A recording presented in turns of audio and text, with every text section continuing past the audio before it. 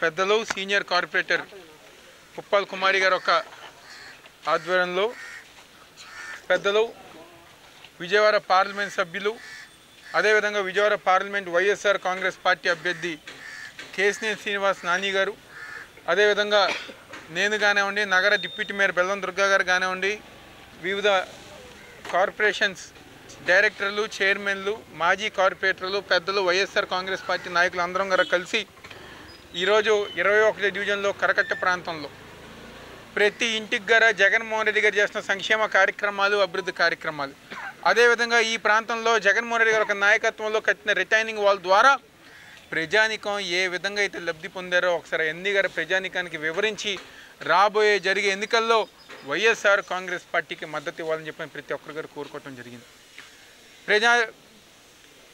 ప్రజలు ఎంతో సంతోషంగా ఈరోజు మా ప్రాంతంలో ఇదివరకు వరద వచ్చినా నీళ్ళు వచ్చినా ఎన్నో ఇబ్బందులు పడి హై స్కూల్ దగ్గరకో ఇందిరాగాంధీ స్టేడియంకి వెళ్ళే వాళ్ళం. ఈరోజు జగన్మోహన్ రెడ్డి గారి ఒక నాయకత్వంలో మా ప్రాంతంలో ఒక మంచి రిటైనింగ్ వాల్ కట్టి ఆ రిటైనింగ్ వాల్ సంబంధించి అక్కడ పార్కు కానివ్వండి కమ్యూనిటీ హాల్స్ కానివ్వండి నిర్మించే విధంగా ఈరోజు కృష్ణ పక్కన ఉండేవాళ్ళని చెప్పని హేళన చేసేవాళ్ళు ఈరోజు కృష్ణ పక్కన ఉంటున్నారా మీరని చెప్పనే విధంగా ఈరోజు మమ్మల్ని మార్చిన నాయకుడు జగన్మోహన్ రెడ్డి గారిని చెప్పి అందరి గారు అంటున్నారు. అదేవిధంగా ఈ ప్రాంతంలో ముఖ్యమైన సమస్య ఇళ్ల పట్టాలది. పెద్దలు ఎంపీ గారు నాని గారి దృష్టికి కానివ్వండి గతంలో ప్రభుత్వం దృష్టికి తీసుకొచ్చారు. తప్పకుండా రాబోయే రోజుల్లో మళ్ళీ జగన్మోహన్ రెడ్డి గారు ఒక నాయకత్వంలో తప్పకుండా ఈ ప్రాంత ప్రజానీకానికి ఇళ్ల పట్టాలు ఇప్పించే బాధ్యత మేము తీసుకుంటామని చెప్పి సందర్భంగా చెప్తూ అదేవిధంగా తెలుగుదేశం పార్టీ వాళ్ళ ఒక అపోహ ఇక్కడున్న ప్రజానీకానికి అబద్ధాలు చెప్పి అసత్య ప్రచారాలు చెప్పి ఈ ప్రాంతంలో ఇల్లు తీసేస్తారని చెప్పి ఒక అబద్ధాలు చెప్పుతున్నారు. మేము కోరుకునేది ఒకటే ప్రజానీకాన్ని దయచేసి ప్రజానీకానికి ఏదైతే మీకు చెప్పుతున్నారో తెలుగుదేశం పార్టీ వాళ్ళు చెప్పే అబద్ధాలు దయచేసి నమ్మమాకండి.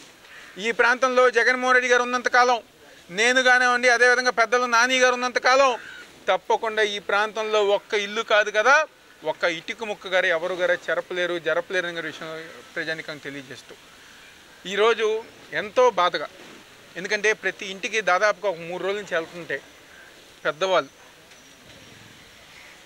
వయసులో పెద్దవాళ్ళు వికలాంగులు ఒంటరి మహిళలు ఎన్నో ఇబ్బందులు పడతా సచివాలయం దగ్గరికి దాదాపుగా 20-30 మంది పెద్దవాళ్ళు 80 ఏళ్ళు 90 ఏళ్ళు 95 ఏళ్ళు ఉన్నారు ఉదయాన్నే 7 వచ్చారు. ఇదివరకు ఉదయం 6 5 ఇంటికే పెన్షన్ వచ్చేది. ఈరోజు ఈ చంద్రబాబు వల్ల తను పెట్టిన కంప్లైంట్ వల్ల ఈరోజు వాలంటీర్ వ్యవస్థని అడ్డుకుని ఈరోజు పాపం పెద్దవాళ్ళని మళ్ళీ ఎండలోకి తీసుకొచ్చిన వ్యక్తి ఎవరు ఉందంటే అది నారా చంద్రబాబు నాయుడే. మేము ఒకటే అడుగుతున్నాం చంద్రబాబు నాయుడు ఎందుకు అంత కక్ష?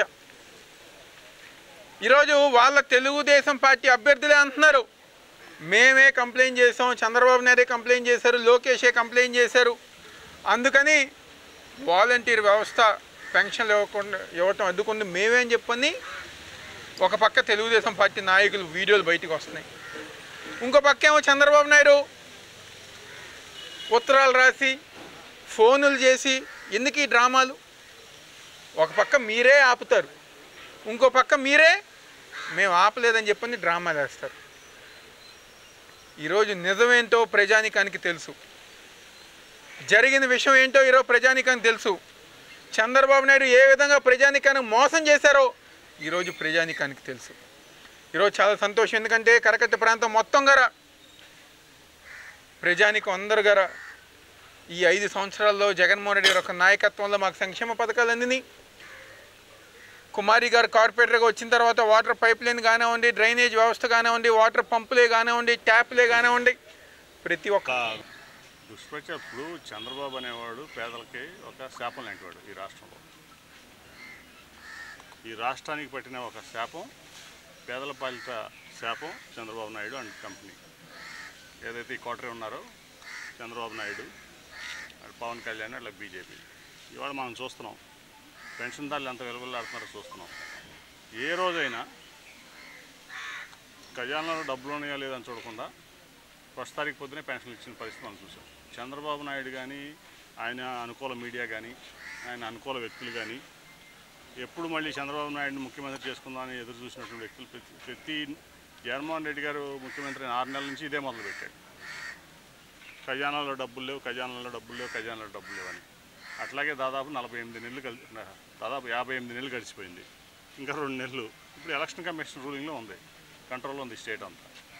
ఖజానాలో డబ్బులు ఉన్నాయి, ఖజానాలో డబ్బులు ఉన్నా లేకపోయినా ఏ రకంగా అయినా సరే జగన్మోహన్ రెడ్డి గారు తెచ్చి ఇచ్చారు ఇన్నాళ్ళు. నువ్వు వాలంటరీ వ్యవస్థని మొదటి నుంచి కూడా వ్యతిరేకిస్తున్నావు, వాళ్ళ మీద లేనిపోయిన అబాండాలు వేస్తున్నావు, అన్ని రకాలుగా వాళ్ళని ఇబ్బంది పెడుతున్నావు. ఇవాళ ఎలక్షన్ కమిషన్కి రిపోర్ట్ చేసి వాలంటరీ వ్యవస్థను ఆపేసి ఇవాళ పేదల ఉసురు పోసుకునే పరిస్థితిలో ఇవాళ తెలుగుదేశం పార్టీ, చంద్రబాబు నాయుడు, పవన్ కళ్యాణ్ ఉన్నారు.